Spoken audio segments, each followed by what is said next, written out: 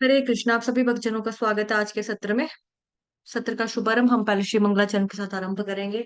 ओम अज्ञानतिमिरान्धस्य ज्ञानांजन शलाकया चक्षुरुन्मिलितं येन तस्मै श्री गुरुवे नमः।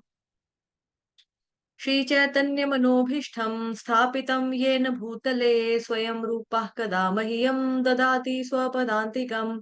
वन्देऽहं श्रीगुरुः श्रीयुतपदकमलं श्रीगुरुन् वैष्णवांश्च श्रीरूपं साग्रजातं सहगण रघुनाथान्वितं तं सजीवम् साद्वैतं सावधूतं परिजनसहितं कृष्ण चैतन्य देवं श्रीराधा कृष्ण पादान् सहगण ललिता श्रीविशाखान्वितांश्च नमः ओम विष्णुपादाय कृष्णप्रेष्ठाय भूतले श्रीमते भक्ति वेदांत स्वामिन् इति नामिने नमस्ते सारस्वते देवे गौरवाणी प्रचारिणे निर्विशेष शून्यवादी पाश्चात्य देश तारिणे नमो महावदान्याय कृष्ण प्रेम प्रदायते कृष्णाय कृष्ण चैतन्य नामने गोत्विषे नमः।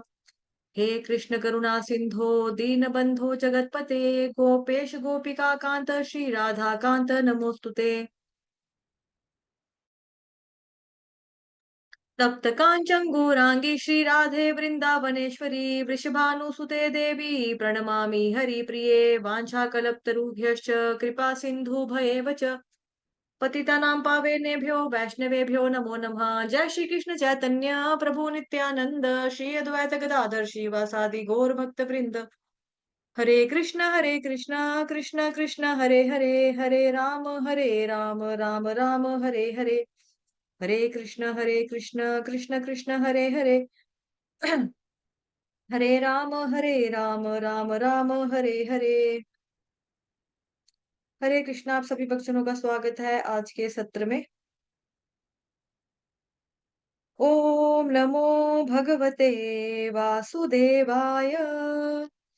ओम नमो भगवते वासुदेवाय। ओम नमो भगवते वासुदेवाय। नारायणं नमस्कृत्य नरं चैव नरोत्तमम् देवीं सरस्वतीं व्यासं ततो जयमुदीरयेत्। नाम संकीर्तनं यस्य सर्वपापप्रणाशनं प्रणामो दुःखशमनस्तन्नमामि हरिं परम् तन्नमामि हरिं परम्। नष्टप्रायेषु भद्रेषु नित्यं भागवत सेवया भगवति उत्तमश्लोके भक्तिर्भवति नैष्ठिकी।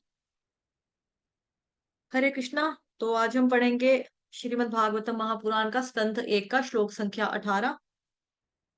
तो शुरू करते हैं रीड करना। अनुवाद। हे बुद्धिमान सूत जी, कृपा करके हमसे भगवान के विविध अवतारों की दिव्य लीलाओं का वर्णन करें। परम नियंता भगवान के ऐसे कल्याणप्रद साहसिक कार्य तथा उनकी लीलाएं उनकी अंतरंगा शक्तियों द्वारा संपन्न होते हैं। तात्पर्य जगत गुरु श्रील प्रभुपाद द्वारा श्रील प्रभुपाद की जय।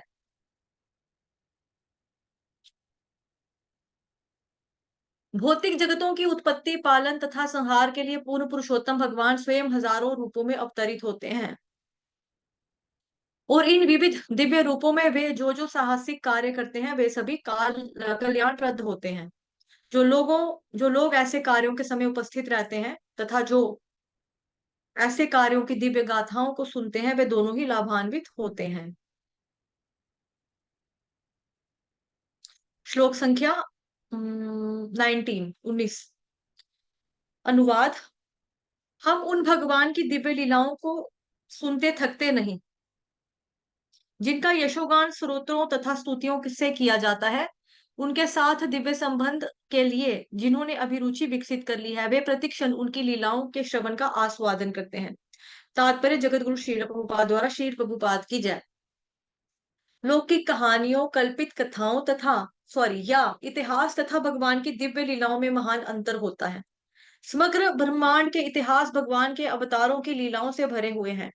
रामायण महाभारत तथा पुराण विगत युगों के इतिहास हैं जिनमें भगवान के अवतारों की लीलाओं के अभिलेख हैं, अतः बारंबार पढ़ने पर भी वे नए के नए लगते हैं। उदाहरणार्थ यदि कोई चाहे तो भगवत गीता या श्रीमद् भागवतम का आजीवन बारंबार पाठ करता रहे, फिर भी उसे उनमें ज्ञान का नवीन प्रकाश दिखेगा। लौकिक समाचार गतिहीन होते हैं किंतु दिव्य समाचार गतिशील होते हैं। जिस प्रकार की आत्मा गतिशील है और पदार्थ गतिहीन है, जिन मनुष्यों ने दिव्य विषयों को समझने के लिए सुरुचि का विकास किया है, वे ऐसी कथाएं सुनते कभी नहीं थकते। लेकिन कार्यकलाप से मनुष्य शीघ्र तृप्त हो जाता है, किंतु दिव्य या भक्ति में कार्यकलापों से कभी भी तृप्ति नहीं होती। इसके बारे में चर्चा जो थी, आई थिंक हमने कल शाम वाली क्लास में की है, पता नहीं दोपहर को बोला है सुबह, बट इसके बारे में ऑलरेडी बताया था ना कि जो भौतिक चीजें होती है ना, भौतिक सुख जो होता है, उसमें भले ही इंसान सोचता है कि बस अब और नहीं, लेकिन भक्ति में जो कार्य होते हैं वो कभी भी, उसमें हमारी आत्मा जो होती है वो तृप्त नहीं होती। आपने चैंटिंग भी कर ली, हरि का नाम भी ले लिया, आरती भी कर ली, बुक रीडिंग भी होगी, श्रवणम भी आपका अच्छे से हो गया, उसके बाद भी आपको कहीं ना लगेगा कुछ ना कुछ, कहीं ना कहीं कुछ बाकी रह गया है, कुछ खाली खाली है। तो ये, अगर आपकी भक्ति अच्छी चल रही है और आप ये खालीपन महसूस करते हो ना, इस खालीपन को, तो दैट मीन्स कि आपकी भक्ति सही रास्ते पे चल रही है। अगर आपको जिस वक्त भक्ति में संतुष्टि का अनुभव हो जाए ना कि हाँ मैं बड़ा मजा, आज मेरी 16 हमारा पूरी होगी, मजा आ गया, पूरी 16 होगी, अब मैं आराम से बैठूंगा, ये मन में आ जाए, या आ जाए कि आ, आज मेरी बुक रीडिंग जो थी डेली, जैसे मान लो कि आप 2 श्लोक पढ़ते हो, तो ऐसे 2 श्लोक जो होते हैं, मान लो एग्जाम्पल के तौर पे कि वो लेंथी होते हैं, उसमें आपको 1 घंटा लगता है या आधा घंटा लगता है, और आज बाई चांस आपका जो श्लोक है वो आगे, आपके 2 छोटे छोटे श्लोक आ गए, आप सोचो आए आए तो मैं फारग हो गया, आए तो बस मेरे 2 ही श्लोक थे छोटे छोटे, मजा आ गया। तो इसमें में हमको नहीं सोचना है कभी भी। जब कभी हमें, खैर खुद से नहीं सोचते हैं, ये ऑटोमेटिकली आता है, ये विचार जो होता है ना ऑटोमेटिकली इन आ जाता है किसी के अंदर, बट ये खुद से हमें सोचना या रोकने वाली बात नहीं इसमें होती है। बस यही यहाँ पे बताया जा रहा है कि जो लौकिक कार्यकलाप होते हैं उससे मनुष्य जो होता है शीघ्र ही तृप्त हो जाता है, लेकिन जो दिव्य या भक्तिमय कार्यकलापों से कभी भी इंसान को तृप्ति नहीं होती। उत्तम श्लोक उस साहित्य की ओर संकेत करता है जो अज्ञानता के निमित्त नहीं है, क्योंकि मन करता है भगवान की ओर सेवा करें और सेवा करें और सेवा करें, और भगवान जी कैसे प्रसन्न होंगे, हम क्या करें कि भगवान खुश होंगे, इस तरह से हम सोचते हैं, जो भक्त होते हैं ऐसे सोचते हैं। लौकिक साहित्य तो तमोगुणी होता है, किंतु आध्यात्मिक साहित्य सर्वथा भिन्न होता है। दिव्य साहित्य तमोगुण से परे होता है और इसे ज्यो ज्यो पढ़ा जाता है त्यों तो यह अधिक प्रकाशवान बनता जाता है, तथा इस दिव्य विषय की अनुभूति और अधिक हो जाती है। तथा कथित मुक्त व्यक्ति अहम ब्रह्मास्मि शब्दों को बारंबार उच्चारित करके भी संतुष्ट नहीं होते। ब्रह्म की ऐसी कृत्रिम अनुभूति उबाऊ है, फलतः वे भी वास्तविक आनंद उठाने के लिए श्रीमद् भागवतम की कथाओं की ओर मुड़ते हैं। जो लोग इतने भाग्यशाली नहीं हैं, वे परार्थवाद और दुनियाई परोपकार की ओर मुड़ते हैं। इसका अर्थ यह हुआ कि मायावाद दर्शन लौकिक है, जबकि भगवत गीता और भागवतम का दर्शन दिव्य है। श्लोक संख्या 20 अनुवाद। बलराम श्री कृष्ण भगवान श्री कृष्ण ने बलराम सहित मनुष्यों की भांति क्रीड़ाएं की, और इस प्रकार से प्रच्छन्न रहकर उन्होंने अनेक अनेक अलौकिक कृत्य किए। तात्पर्य जगतगुरु श्री प्रभुपाद द्वारा, श्री प्रभुपाद की जय। श्री कृष्ण या भगवान पर मानव विकास या पशु विकास के सिद्धांत लागू नहीं होते। आजकल विशेष रूप से भारत में इस सिद्धांत का बोलबाला है कि तपस्या और आत्म संयम के बल पर मनुष्य ईश्वर बन जाता है। चूंकि भगवान कृष्ण और भगवान चैतन्य महाप्रभु को प्रमाणभूत शास्त्रों में बताए गए संकेतों के आधार पर ऋषियों और मुनियों ने भगवान के रूप में पहचाना था। अतएव अनेक धूर्त व्यक्तियों ने अपने खुद के अवतारों की सृष्टि कर ली है। अब तो भगवान के अवतार का गढ़ा जाना, विशेष रूप से बंगाल में, सामान्य व्यापार बन चुका है। कोई भी लोकप्रिय व्यक्ति कुछ योग शक्तियां दिखलाकर तथा बाजीगरी के कुछ करतब दिखलाकर लोकप्रिय मत प्रस्ताव द्वारा भगवान का अवतार बन जाता है। भगवान श्री कृष्ण इस प्रकार के अवतार ना थे, वे अपने आविर्भाव काल से वास्तविक रूप से भगवान थे। वे अपने तथाकथित माता के समक्ष चतुर्भुज विष्णु के रूप में प्रकट हुए थे और फिर अपनी माता के अनुरोध पर बालक के रूप में परिणत हो गए थे। वे तुरंत ही अपनी इस माता को छोड़कर गोकुल में अपने एक और भक्त के यहाँ चले गए, जिन्हें उन्हें नंद महाराज और यशोदा माता के रूप अपने रूप में उन्होंने अपने रूप में पुत्र के रूप में भगवान कृष्ण को स्वीकार किया। इसी प्रकार श्री बलराम भी, जो भगवान कृष्ण के पूरक हैं। श्री वासुदेव की अन्य पत्नी से उत्पन्न बालक समझे जाते हैं। भगवत गीता में भगवान कहते हैं कि उनका जन्म तथा उनके कर्म दिव्य हैं। जन्म कर्म च मे दिव्यम, है ना। और जो भाग्यशाली व्यक्ति उनके जन्म तथा कर्म की दिव्य प्रकृति को जानता है, वह तुरंत ही मुक्त होकर भगवत धाम को जा सकता है। इस प्रकार श्री कृष्ण के जन्म तथा कर्म की दिव्य प्रकृति को ज्ञान ही मुक्त होने के लिए पर्याप्त है। भागवत में भगवान श्री कृष्ण की दिव्य प्रकृति का वर्णन 9 स्कंदों में हुआ है।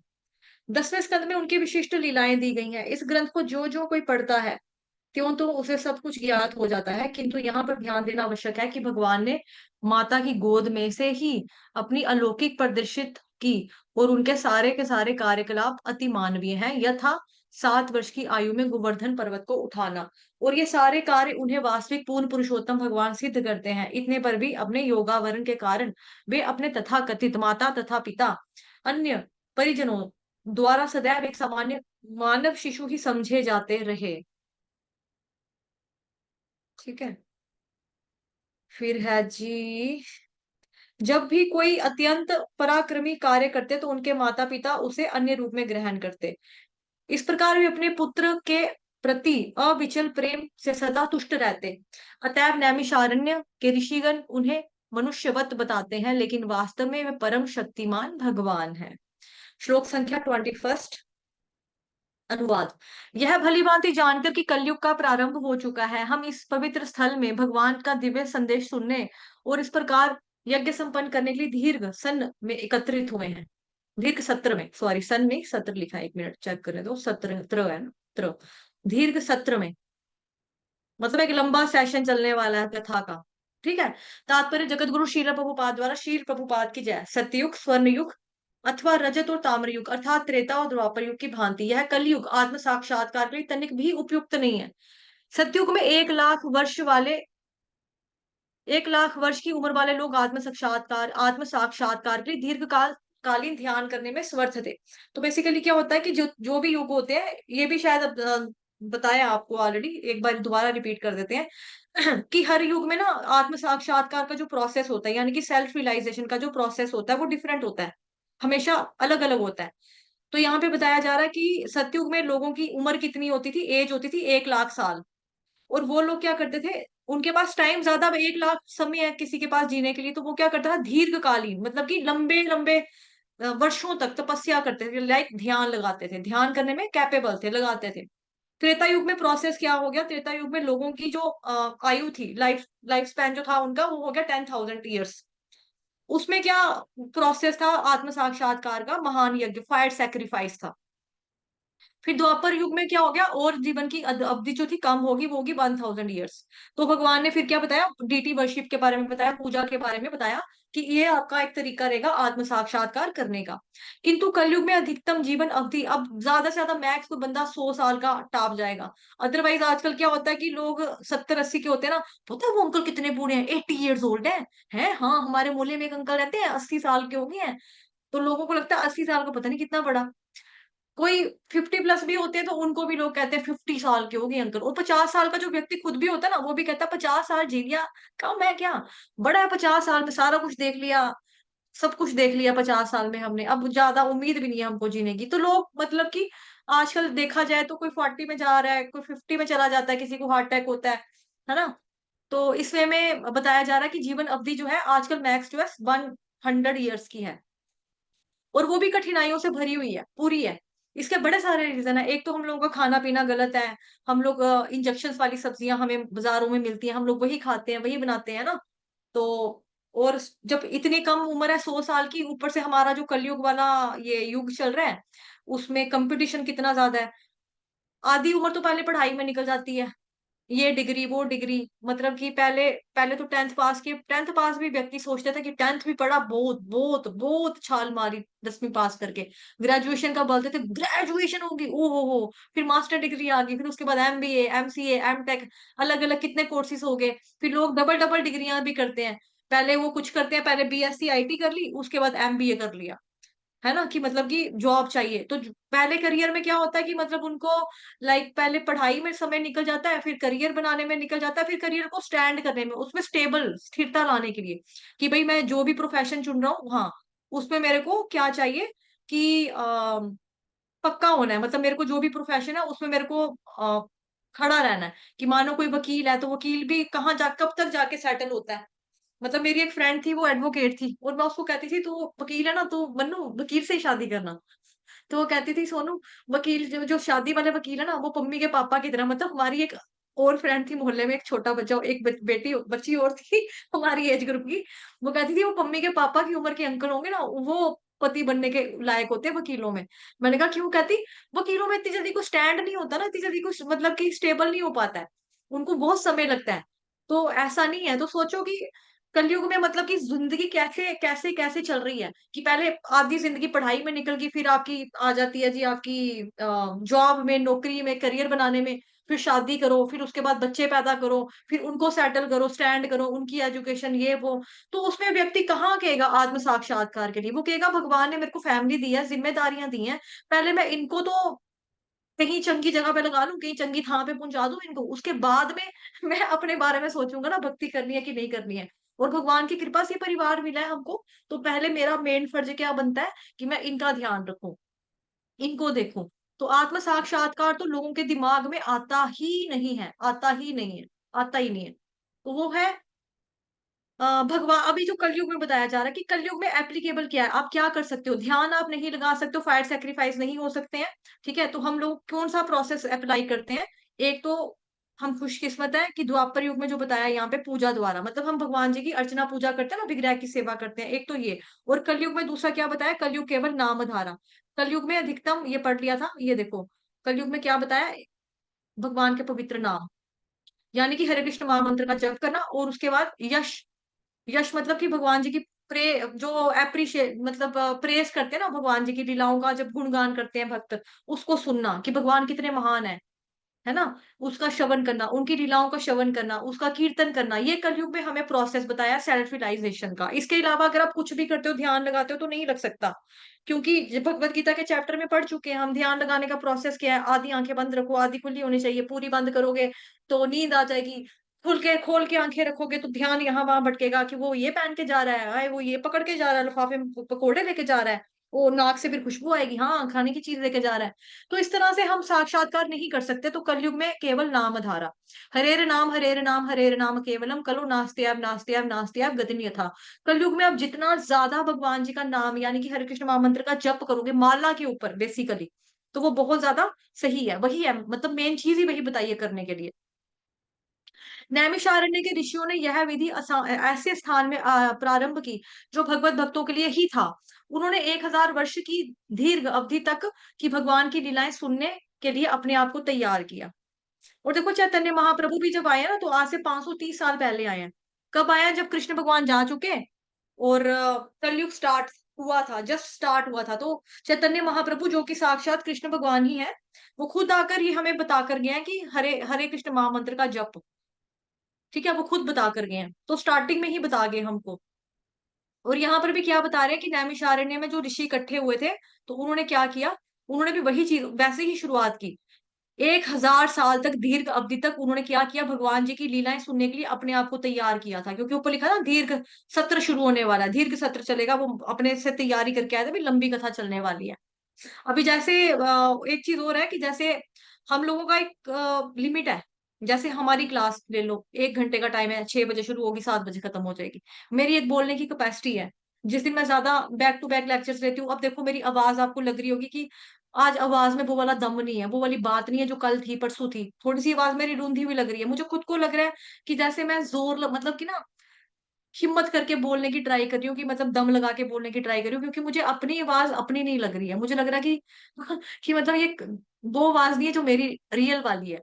क्यों नहीं है? क्योंकि मैंने बोला है, बातें की हैं, क्लास लिया है, वहां पे बताया है। तो उस वजह से थोड़ा सा मुझे लग रहा है। बट ये देखो इन लोगों को मालूम है कि लंबा कथा चलने वाली है, हमारी लंबी कथा चलेगी, तो उस हिसाब से ही बैठे हैं। और दूसरी चीज, जो सुखदेव गोस्वामी और जो परीक्षित महाराज सुना रहे हैं, कंटिन्यूसली लगातार उन्होंने श्रवण किया, पठन किया, पूरा सुना है लगातार।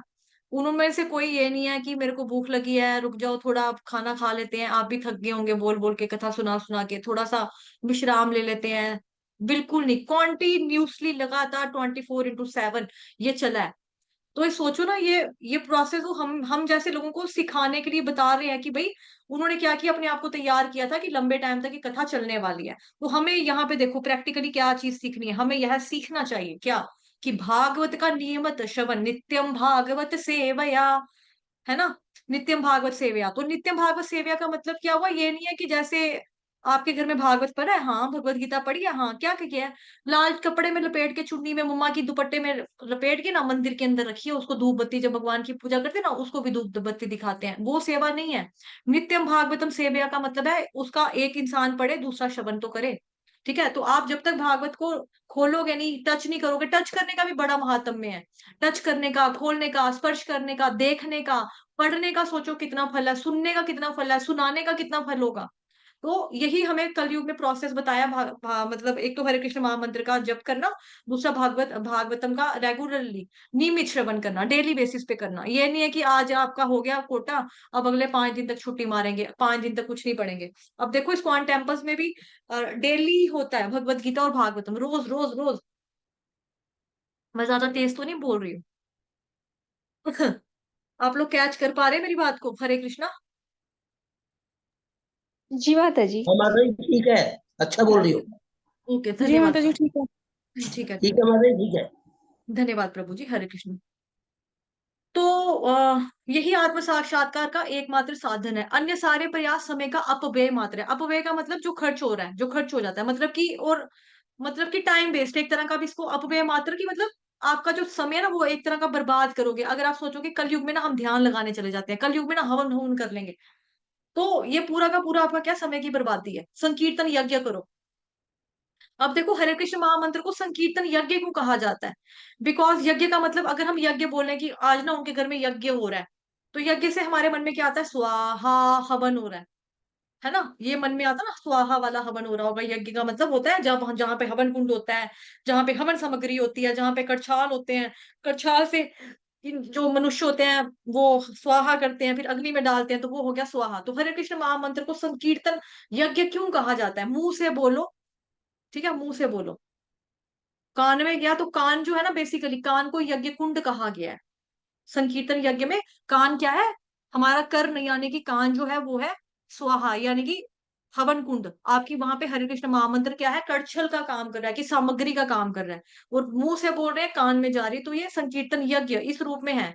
और कलयुग में यही चीज, इसी पद्धति का भगवान जी ने हमको बताया है, और यहाँ पे भी लिखा है, भगवान श्री चैतन्य महाप्रभु ने भागवत धर्म की वो इस पद्धति का उपदेश किया, और यह भी बताया कि भारत भूमि में जन्म लेने वालों का दायित्व है कि वे श्री कृष्ण के संदेशों का, प्रमुख रूप से श्रीमद् भगवत गीता का, के संदेश का प्रचार और प्रसार करें। जब कोई भगवत गीता की शिक्षाओं को ठीक से समझ जाए, तो उसे चाहिए कि आत्म साक्षात्कार के लिए अधिक प्रकाश प्राप्त करने हेतु श्रीमद् भगवत गीता का अध्ययन करे।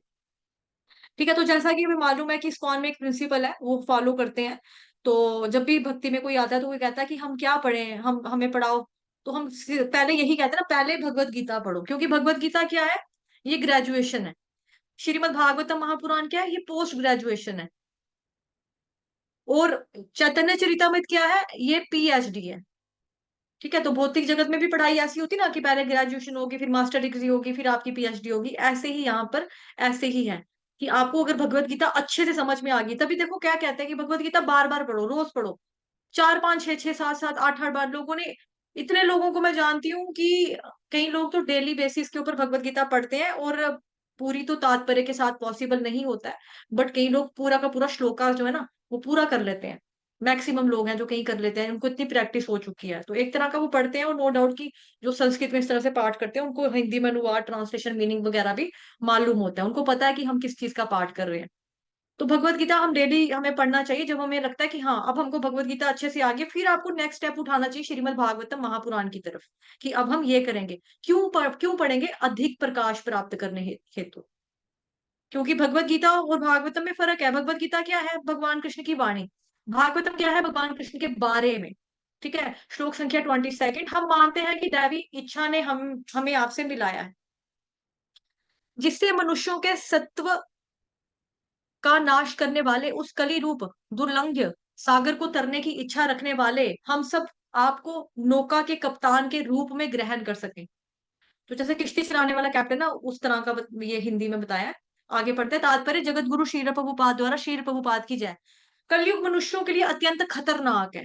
यह मानव जीवन तो आत्म साक्षात्कार के ही निमित्त मिला है, मिला ही इसलिए है, किंतु इस युग की करालता के कारण लोग जीवन के लक्ष्य को पूरी तरह से भूल चुके हैं, पूरा भूल चुके हैं। इस युग में आयु क्रमशः घटती जाएगी।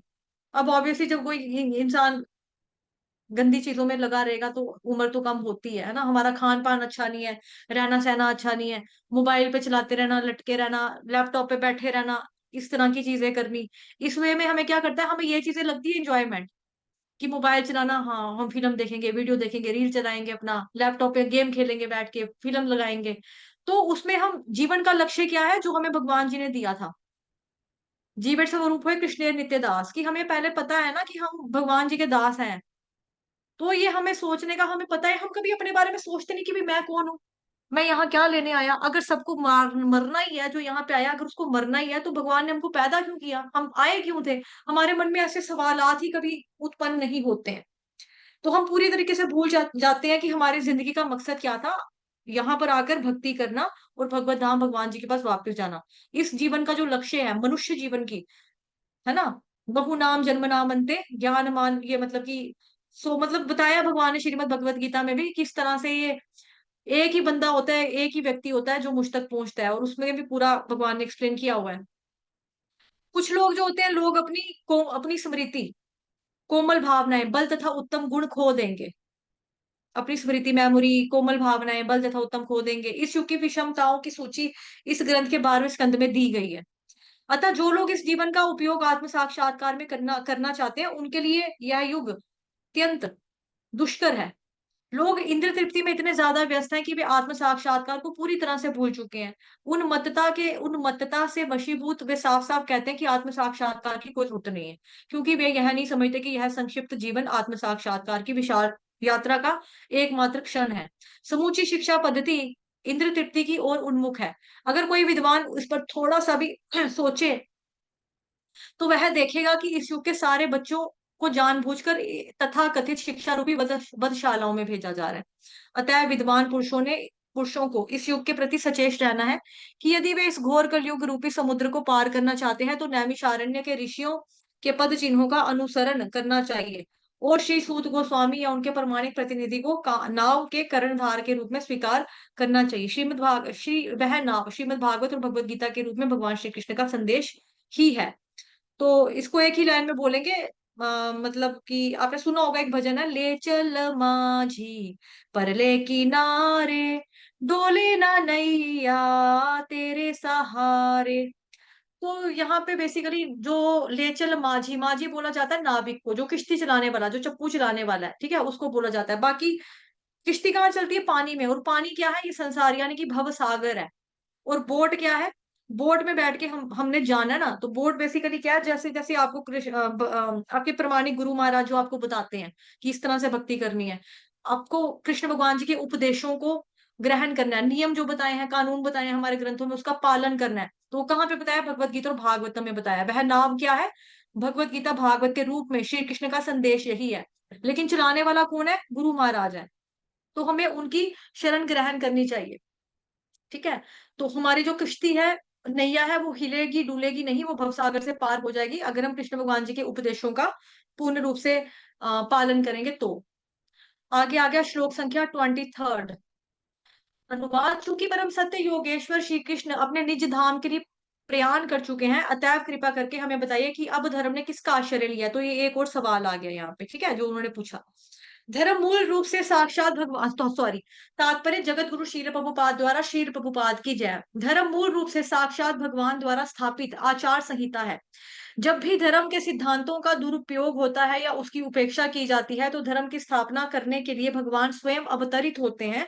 इसका उल्लेख भगवान ने किया है, यदा यदा ही धर्मस्य ठीक है, 4th चैप्टर।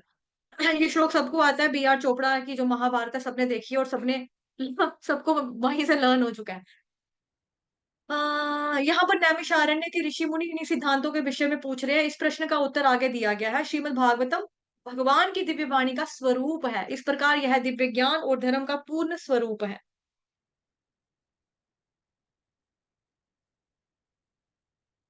इस प्रकार श्रीमद् भागवतम के पंच स्कंद के अंतर्गत मुनियों की जिज्ञासा नामक प्रथम अध्याय के भक्ति वेदांत तात्पर्य पूर्ण हुए। ठीक है, अब सेकंड निकालते हैं। तो कथा रुका।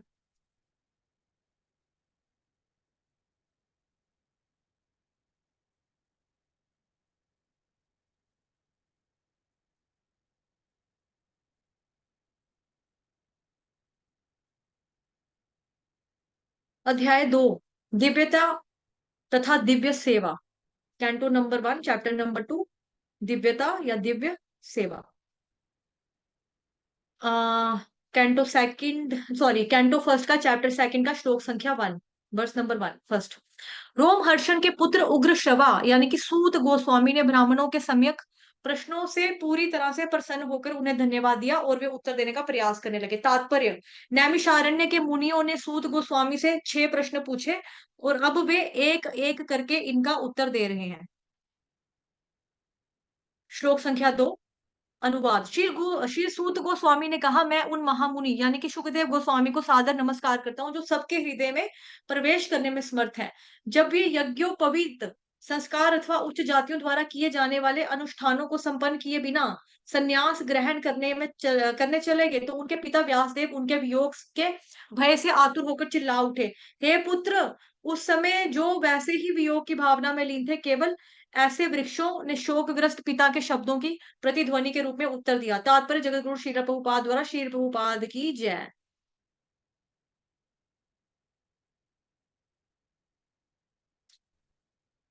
वर्ण तथा आश्रम प्रथा में अनुयायियों द्वारा पालन करने के लिए अनेक कर्तव्य निर्दिष्ट किए गए हैं। ऐसे कर्तव्यों में निर्दोष है कि वेदों का अध्ययन करने वाले जिज्ञासु को प्रमाणिक गुरु के पास जाकर अपने को शिष्य के रूप में स्वीकार करने की प्रार्थना करनी होती है।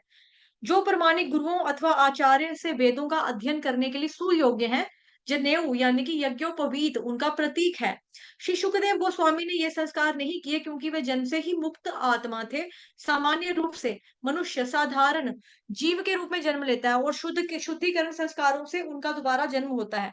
जब उसका नया प्रकाश दिखता है तो वह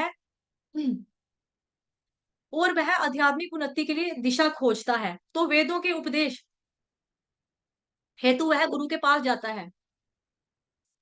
गुरु केवल निष्ठावान जिज्ञासु को ही शिष्य के रूप में अपनाते हैं और उसे जनेऊ यानी कि यज्ञोपवीत प्रदान करते हैं। इस प्रकार से मनुष्य दूसरी बार जनता है या द्विज बनता है। द्विज बनने के बाद वह वेदों का अध्ययन करता है और वेदों में पटु होने पर वह विप्र बनता है। विप्र या योग्य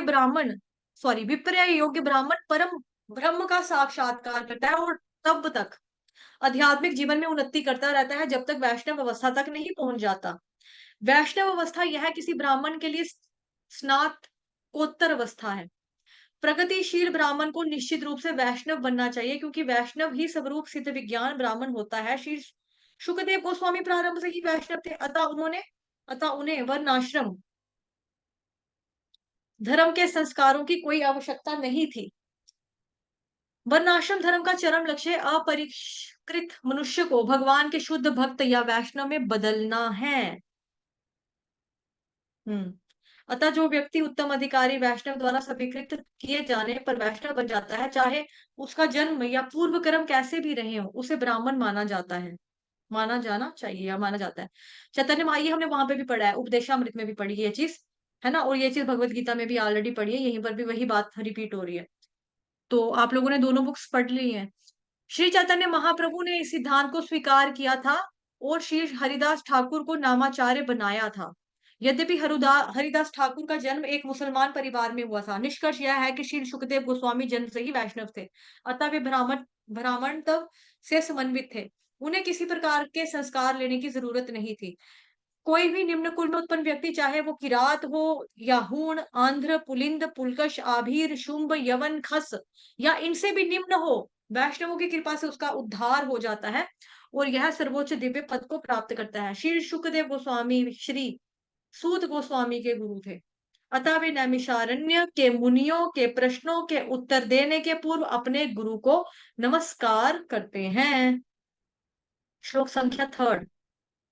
मैं समस्त मुनियों के गुरु व्यास देव के पुत्र शुकदेव को सादर नमस्कार करता हूँ, जिन्होंने संसार के गहन अंधकार में भागों को पार करने के लिए संघर्षशील उन निपट भौतिकतावादियों के प्रति अनुकंपा करके वैदिक ज्ञान के सार रूप इस परम गुह्य पुराण को स्वयं आत्मसात करने के बाद अनुभव करके सुनाया।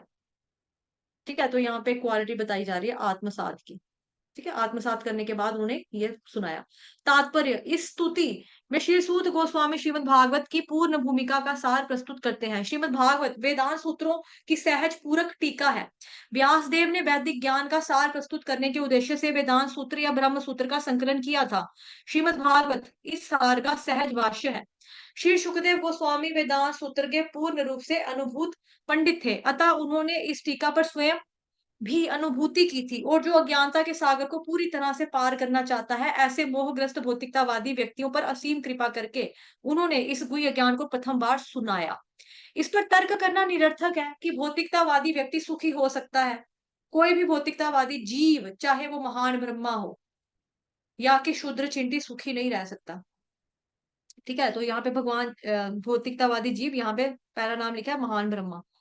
तो ब्रह्मा जी जो प्रथम जीव है ना, इसलिए सबसे पहले उनका नाम दे दिया कि ब्रह्मा जी जो है वो भी, वो शुद्ध चिंटी, कोई भी इस संसार में, भौतिकतावादी संसार में कोई भी जो है वो सुखी नहीं रह सकता। प्रत्येक मनुष्य सुख की स्थायी योजना बनाता है, किंतु वह प्रकृति के नियमों से परास्त हो जाता है। ठीक है, अतः भौतिकतावादी संसार ईश्वर की सृष्टि का सर्वाधिक अंधकार में भाग कहलाता है। तथापि दुखी भौतिकतावादी व्यक्तियों को इससे निकलने मात्र की इच्छा करने से भी बाहर निकल सकते हैं। अब जैसे कोई अंधेरे में है, कोई गंदगी में है, कोई नर्क में है, तो कोई सोचे कि मेरे को निकलना है बाहर, मेरे को बाहर निकालो, बाहर निकालो, तो कोई हेल्प कर सकता है ना निकालने की। जैसे मान लो कि किसी ने, कोई आपके घर में ही कभी हुआ होगा कि एक व्यक्ति कमरे में है, किसी ने गलती से बाहर से कुंडी लगा दी, तो वो व्यक्ति दरवाजा खड़काएगा, मेरे को बाहर आना है, बाहर आना है। तो वो आने की, बाहर आने की इच्छा जताएगा, दरवाजा खटखटाएगा, तभी आपको पता लगेगा ना कि अंदर कोई है, उसको बाहर निकलना है। तो ऐसे ही यहाँ पे क्या बताया जा रहा है कि हर व्यक्ति जो है ना दुखी है बेसिकली यहाँ पर। लेकिन यहाँ पे जब आप किसी को पूछते हो, Hare Krishna how are you, आप वो बोलेगा हाँ जी I am fine thank you, कि मैं बढ़िया हूँ। लेकिन बेसिकली बढ़िया नहीं है इंसान यहाँ पे। अगर वो बढ़िया, बढ़िया कहाँ है, आप खुद सोचो ना, कहाँ बढ़िया है? यहाँ पे तो जन्म जरा मृत्यु व्याधि लगी हुई है भौतिक संसार में। वो कोई भी भौतिकतावादी जीव जो हो, चाहे वो बड़े से बड़ा हो या छोटे से छोटा हो, ब्रह्मा जी ही क्यों ना हो, चींटी ही क्यों ना हो, कीड़ी, वो भी सुखी नहीं रह सकती। हालांकि आदो व्यक्ति जो है कमाता है, घर बनाता है, सारी चीजें करता है, काहे के लिए करता है? कि मैं अपना जो सुख है ना इसको परमानेंट कर लूंगा। लेकिन वह प्रकृति के नियमों से परास्त हो जाता है। चाहे व्यक्ति के पास जितना मर्जी पैसा हो, लेकिन मृत्यु को कोई खरीद नहीं सकता ना, कि मेरी डेथ ही कभी नहीं होगी, ऐसा तो कोई भी पॉसिबल नहीं है। ठीक है, या मेरे पास पैसा है तो कोई व्यक्ति मेरे को चीट नहीं करके जाएगा, कोई मेरे साथ बेवफाई नहीं करके जाएगा, ये चीज नहीं हो सकती। वो पैसा भी खाएगा, बेवफाई भी करेगा, फिल्मों में देखते हैं ना, होता है ऐसा। तो सुख की योजना इंसान मतलब बनाता है, हर वे में सोचता है, हर वे में बनाता है, लेकिन प्रकृति के नियमों से वो क्या होता है, परास्त हो ही जाता है। अतः भौतिकतावादी संसार ईश्वर की सृष्टि का सर्वाधिक अंधकारमय भाग कहलाता है। जो हमारी ये दुनिया ना, इसमें मैक्सिमम जो एरिया है वो कवर्ड है, अंधेरे से ही वो भरा हुआ है।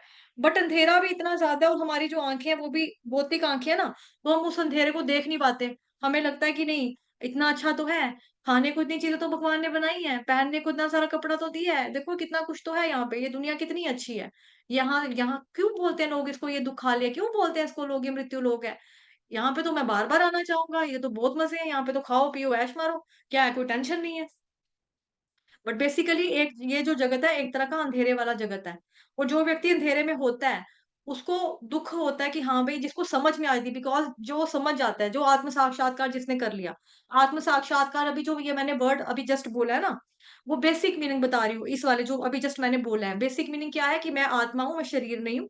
ठीक है, ये, और भगवान कौन है, और मेरा भगवान से क्या रिश्ता था, इसको स्थापित कर कैसे किया जा सकता है, ये हो गया आत्म साक्षात्कार का बिल्कुल बेसिक मीनिंग। ठीक। तो जो व्यक्ति सोचता है कि भाई हाँ मैं अंधेरे में हूँ, मेरे को यहाँ से बाहर निकलना चाहिए, तो फिर वो हाथ पैर मारता है, परमानी गुरु महाराज के पास जाएगा, दीक्षा इत्यादि ग्रहण करेगा, उनके बताए हुए मार्ग पे चलेगा, भगवत गीता भागवतम जैसे शास्त्रों का अध्ययन करेगा, पढ़ेगा, उनको अपनी जिंदगी में अप्लाई करेगा, तो इस तरह से वो व्यक्ति सोचेगा कि भी मैं इस गंदगी से बाहर निकलूं, जितनी जल्दी होए मैं जाऊं वापस अपने भगवान जी के भगवत धाम। भक्ति करने के लिए अगर भगवान ने मनुष्य का जीवन दिया है, ठीक है, मैं लकी हूं, मेरे को इंसान बना दिया, अब मेरा काम है भक्ति करना और भगवान के पास जाना। बट दुर्भाग्यवश, मतलब कि कितनी बदकिस्मती है कि लोग इतने बेवकूफ हैं, मूर्ख हैं कि बाहर निकलना ही नहीं चाहते। वो जैसे होता है ना, कुएं का मेंढक होता है, वो वही में खुश रहता है। तो यही है, वो कुएं के मेंढक जैसे हो जाता है।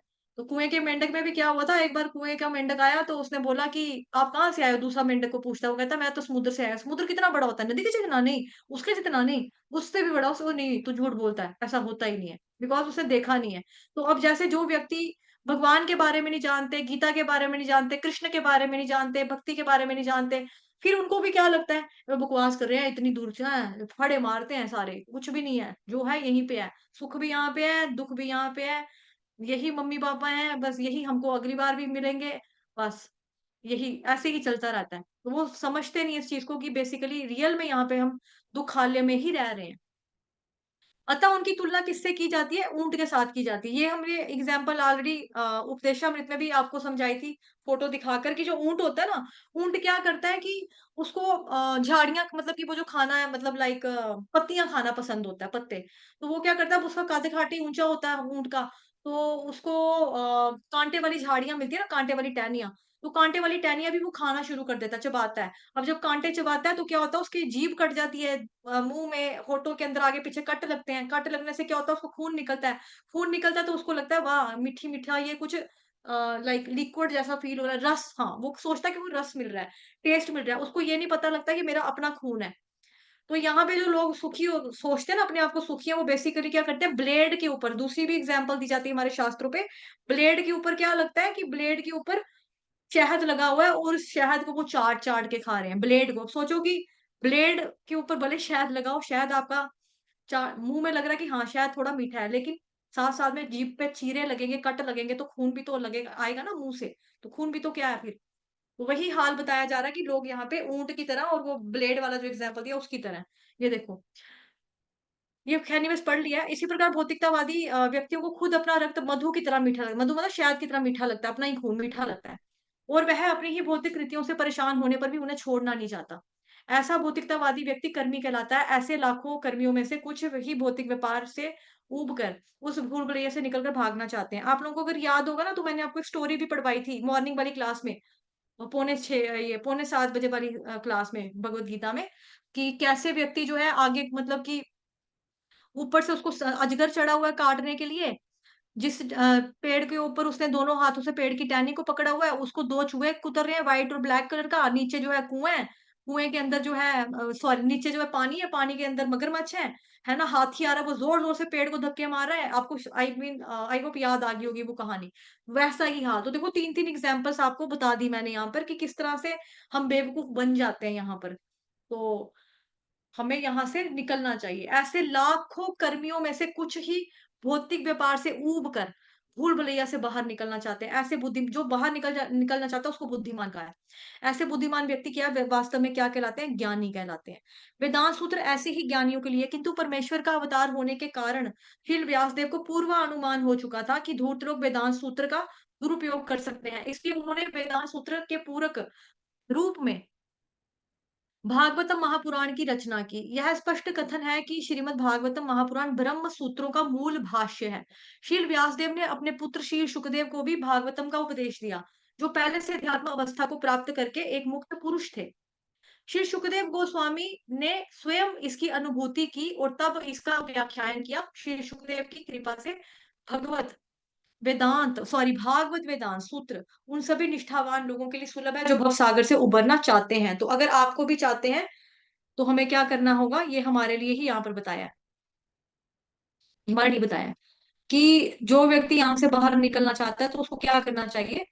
ये जो श्रीमद् भागवतम महापुराण है, बेसिकली ये भवसागर से अगर आप बाहर जाना चाहते हो, तो आप इसको नित्यम भागवत सेव्या डेली पढ़ो, श्रवण करो, भगवान जी के यश का, गुण का, लीलाओं का, हरे कृष्ण महामंत्र का जप करो। श्रीमद् भागवतम वेदांत सूत्र का अद्वितीय भाष्य है। अद्वितीय का मतलब होता है जिसके बराबर कोई ना हो, यूनिक, आदित्य, अद्वितीय, ठीक है, जिसके बराबर कोई ना हो। श्री पा शंकराचार्य ने जानबूझकर इसे नहीं छुआ, क्योंकि उनको पता था, उनको ज्ञात था कि इस सहाय टीका को मात देना उनके लिए कठिन होगा। ठीक है, तो शंकराचार्य के बारे में सब जानते हैं कि वो, ठीक है, उन्होंने शारीरिक भाष्य लिखा और उसके तथाकथित अनुयायियों ने भागवत को नवीन कृति कहकर इसका तिरस्कार किया। हालांकि शंकराचार्य ने भी एक जगह पे माना है कृष्ण भगवान है, गीता को उन्होंने माना है ना, लेकिन जो उनके अनुयायी हैं, उनके जो फॉलोअर्स हैं, वो आज भी इस बात से नकारते हैं। ये चीज आप लोगों को मालूम है, ठीक है, इसके ऊपर ज्यादा चर्चा नहीं करेंगे, आप लोगों ने सबने बहुत बार सुना है, सीनियर डिवोटीज के लेक्चर्स में सुना हुआ हम सबने। भागवत के विरुद्ध मायावाद संप्रदाय द्वारा ऐसे प्रचार से किसी को भ्रमित नहीं होना चाहिए। भागवत के विरुद्ध, अब यहाँ क्या बताया जा रहा है, ये जो मायावाद संप्रदाय का जो प्रचार है ना, वो श्रीमद् भागवतम महापुराण के टोटली क्या है, अपोजिट है, विरुद्ध है। और कोई व्यक्ति अगर ऐसा प्रचार करता है तो आपको बिल्कुल भी भ्रमित नहीं होना चाहिए। इस प्रास्त्विक श्लोक से नौ सखिए जिज्ञासु को जानना चाहिए कि भागवत एकमात्र दिव्य साहित्य है जो परमहंसों और ईशा द्वेष रूपी भौतिक रोग से मुक्त व्यक्तियों के लिए है। मायावादी भगवान के प्रति ईर्षालु होते हैं। यद्यपि श्रीपाद शंकराचार्य ने भगवान नारायण को सृष्टि से ऊपर यानी कि परे बताया है, ये ईर्ष्यालु मायावादी भागवत तक नहीं पहुंच पाते, किंतु जो लोग सचमुच इस भवसागर से पार निकलने की इच्छा रखते हैं, वे भागवतम महापुराण का आश्चर्य ग्रहण कर सकते हैं, क्योंकि इसका प्रवचन मुक्त पुरुष श्री सुखदेव गोस्वामी ने किया है। यह वह दिव्य प्रकाश पुंज है जिसके द्वारा ब्रह्म परमात्मा और भगवान के रूप में अनुभूति किए जाने वाले दिव्य परम सत्य को भली भांति देखा जा सकता है। श्लोक संख्या को अनुवाद।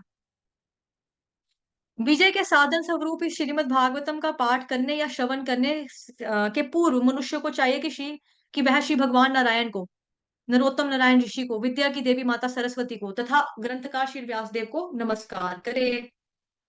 तो जैसे हम मंगलाचरण करते हैं ना, सारा वैदिक साहित्य और सारे पुराण इस भौतिक और पढ़ते हैं ना, ओम नमो भगवते वासुदेवाय, सारा वैदिक साहित्य और सारे पुराण इस भौतिक जगत के गहनतम भागों पर विजय प्राप्त करने के लिए हैं। जीव अनादिकाल से भौतिक इंद्रिय तृप्ति के प्रति आसक्त होने के कारण ईश्वर के साथ अपने संबंध को भूल चुका है।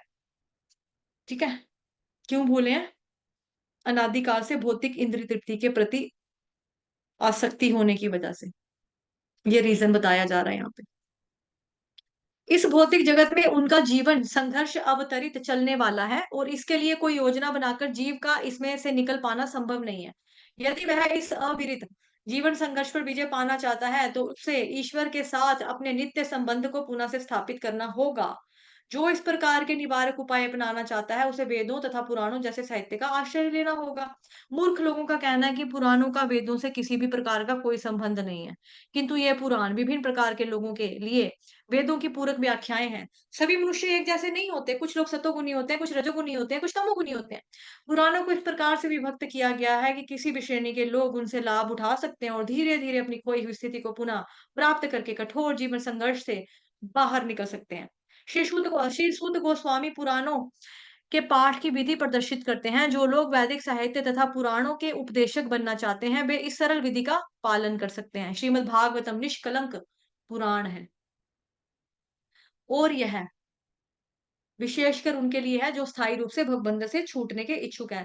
तो श्रीमद् भागवतम महापुराण के लिए पहले भी हमने पढ़ा था, चैतन्य महाप्रभु ने इसे निर्मल पुराण कहा है, कि इसमें किसी भी तरह का कुछ भी त्रुटि नहीं है, एकदम शुद्ध है, एकदम प्योर पवित्र है ना। जैसे दूध प्योर व्हाइट होता है, दूध का रंग कभी काला हरा तो नहीं ना होता, दूध प्योर व्हाइट होता है, हमेशा सफेद रंग का दूध होता है। तो श्रीमद् भागवतम क्या है, निष्कलंक पुराण है। ये खास तौर पे उन लोगों के लिए जो स्थायी रूप से बंधन से छूटने के इच्छुक हैं। अगला श्लोक आ गया, श्लोक संख्या 5, अनुवाद। हे मुनियो, आपने मुझसे ठीक ही प्रश्न किया है। आपके प्रश्न श्लाघनीय है क्योंकि उनका संबंध भगवान श्री कृष्ण से है और इस प्रकार वे विश्व के कल्याण के लिए, ऐसे प्रश्नों से ही पूर्ण आत्मसंतुष्टि हो सकती है। तो यहाँ पे ये चीज दिया कि जितने भी साधु संतों ने, जो मुनियों ने प्रश्न किए ना, वो जन कल्याण हेतु पूछे हैं उन्होंने, विश्व कल्याण, देखो, विश्व कल्याण के लिए पूछे हैं, कि ऐसे प्रश्न पूछने से ही क्या होगा, पूर्ण आत्मतुष्टि हो सकती है। तात्पर्य जगत गुरु श्रील प्रभुपाद द्वारा, श्रील प्रभुपाद की जय। चूंकि पहले कहा जा चुका, श्रीमद् भागवतम के द्वारा परम सत्य को जाना जा सकता है, पहले कहा जा चुका है, भागवतम के द्वारा परम सत्य को जाना जा सकता है। सत्यम परम धीमहि। अतएव नैमिषारण्य के ऋषियों के प्रश्न जो है उचित हैं, क्योंकि उनका संबंध पूर्ण पुरुषोत्तम परमेश्वर परम सत्य भगवान श्री कृष्ण से। श्रीमद् भगवद गीता अध्याय 15 श्लोक संख्या 15 में भगवान कहते हैं,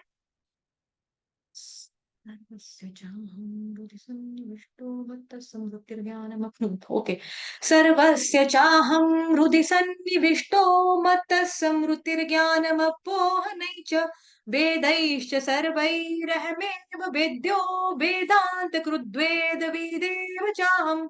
भगवान कृष्ण गीता में क्या कहते हैं कि सारे वेदों में भगवान श्री कृष्ण की खोज की उत्कंठा के अतिरिक्त और कुछ भी नहीं है। इस तरह कृष्ण संबंधी प्रश्न सारी वैदिक जिज्ञासाओं के सार समाहार हैं। तो ये वाला जो श्लोक अभी जस्ट मैंने रिसाइट किया, ये आप सभी बच्चों को ऑलरेडी कंठस्थ करवाया हुआ है पुरानी क्लास में, पिछले से पिछले साल की शायद बात है ना, आप लोगों ने लर्न किया हुआ है चैप्टर पूरा। तो इस श्लोक में भगवान ने क्या बताया था गीता में कि वेदों का संकलन करता मैं हूँ, वेदों में जो ज्ञान बताया गया है वो मेरे बारे में बताया गया है। अगर किसी को कुछ जानना है तो जो कोई जानने वाली चीज है वेदों के द्वारा, वो जानने वाला व्यक्ति मैं हूँ। ठीक है।